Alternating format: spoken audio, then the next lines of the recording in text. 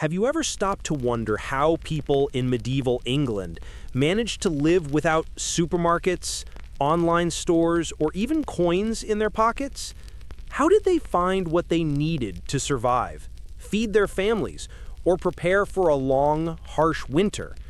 Welcome to a time when every single transaction wasn't just a sale, it was survival. And before we dive deep into this fascinating world, don't forget to subscribe to Medieval Discoveries for more stories like this one. In the Middle Ages, shopping wasn't something you did casually. It was a journey, sometimes a dangerous one. Most peasants only had access to small local markets that popped up once or twice a week. These weren't convenient locations just around the corner. Farmers often walked for miles, sometimes through mud-soaked roads after rain, carrying baskets full of vegetables, woven goods, or maybe even a chicken or two. And remember, those markets weren't just for buying and selling. They were the heart of the community. This is where people traded, yes, but also caught up on news, found lost cousins, or maybe even met a future spouse. You see, the market wasn't just a place. It was an event. The smells, the sounds, the shouting of deals being made, the chaos of animals and children, it was alive. Imagine the energy. No neat shelves or fixed prices, just mats on the ground or wooden tables merchants dragged from home. Every price was a battle. You didn't just hand over money. You haggled, you argued, you gestured wildly, and sometimes walked away only to come back again. Still with us? Don't forget to hit that subscribe button to stay part of this journey. We're only just beginning. At these markets, the items you could buy were simple but vital. Grain, barley, rye, onions, tools, salt, a bit of coarse cloth. If you were lucky, maybe a pot or two or a sturdy pair of shoes. Blacksmiths hammered away in the background, weaving their trade with sparks and sweat, while weavers sold rough but necessary cloth. Each product had its story, its maker, and its worth, measured not by a barcode, but by trust and need. And if the local market didn't have what you needed, that's where the grand fairs came in. Rare, exciting, and full of mystery. They weren't just places to shop. They were spectacles of color, culture, and commerce. But we'll get there in a moment. First, make sure you're subscribed to Medieval Discoveries because what comes next will change the way you think about buying and selling forever. But what if the person you needed to trade with lived far away, and you didn't know if they were honest or even interested in what you had to offer? In medieval England, where written contracts didn't exist for ordinary people and reputation was everything, barter became risky the farther you strayed from your home. Without trust, the whole system cracked. And yet, people still managed to trade across villages and regions. How? That's where it gets even more fascinating. So if you're enjoying this journey into the past, make sure to subscribe to Medieval Discoveries to keep traveling with us. Without money as a universal reference, defining what was fair became a kind of negotiation art. Was a jug of milk worth 2 loaves of bread? How many eggs could buy a new pillow? There were no charts, no fixed rates, only judgment, experience, and plenty of haggling. This is why peasants stuck close to those they trusted. A single dishonest trader could be ruined by word of mouth, so your name meant everything. In small communities, it acted as both credit and currency. But even with careful exchanges, there were other problems. Imagine carrying sacks of grain to trade, only to end up with heavy goods you had to lug all the way back. Roads were dangerous, and robbers lurked at every turn. Despite how primitive it sounds, this barter system was rich with complexity and built on layers of loyalty, cooperation, and the survival of entire communities. Most of all, life back then was about making as much as you could with your own hands.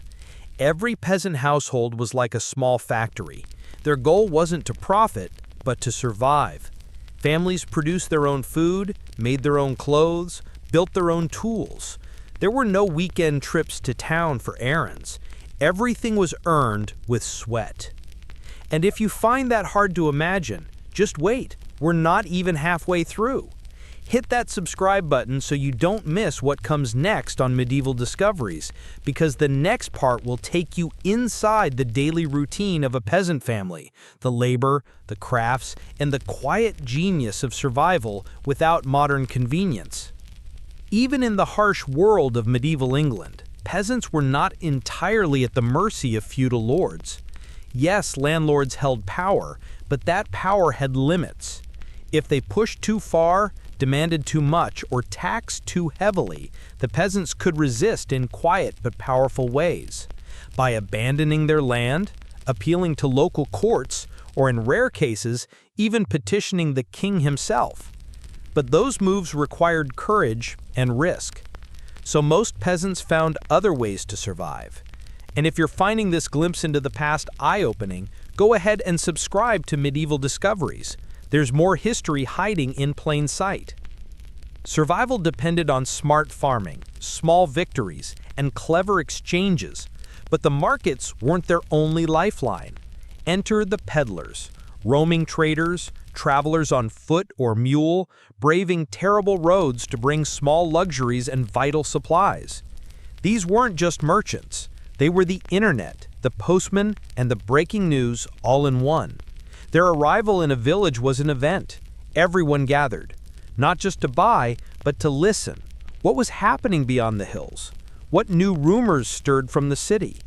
They brought salt, spices, needles, thread, shiny beads and trinkets, small knives, and maybe, if you were lucky, a story or two. Barter was often the way to pay. A few eggs, some butter, or a warm meal in exchange for a rare good. But not all peddlers were trustworthy.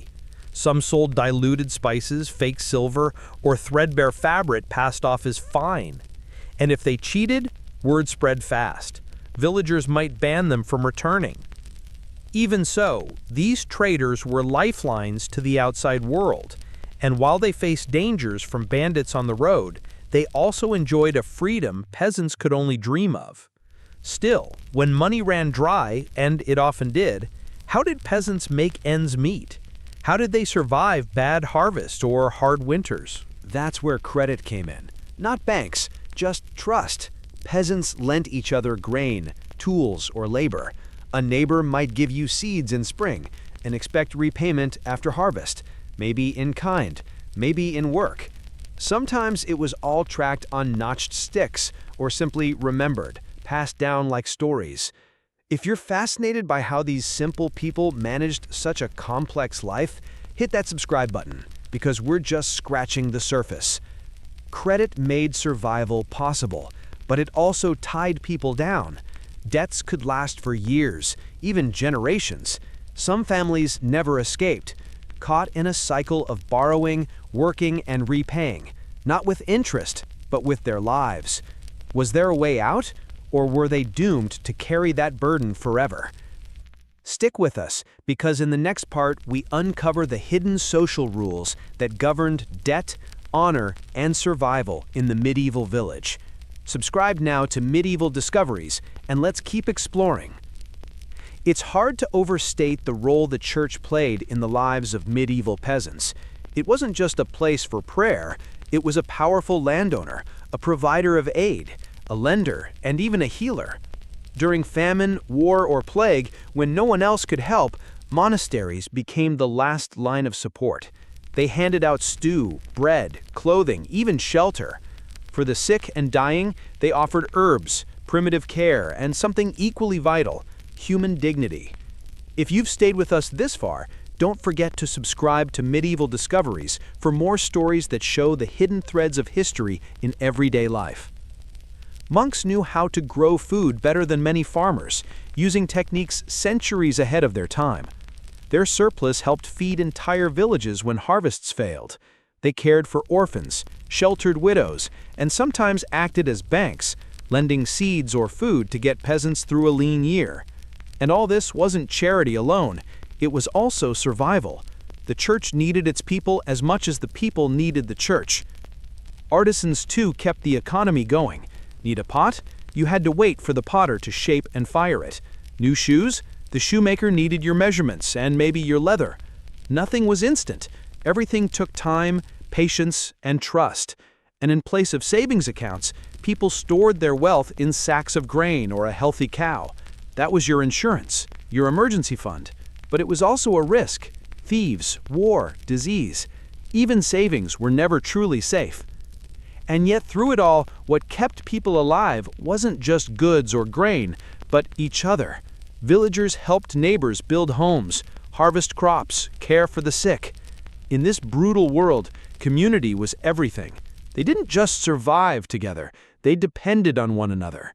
And while freeloaders did exist, trust and reputation kept the balance. Because in medieval England, being a good neighbor wasn't just nice, it was necessary.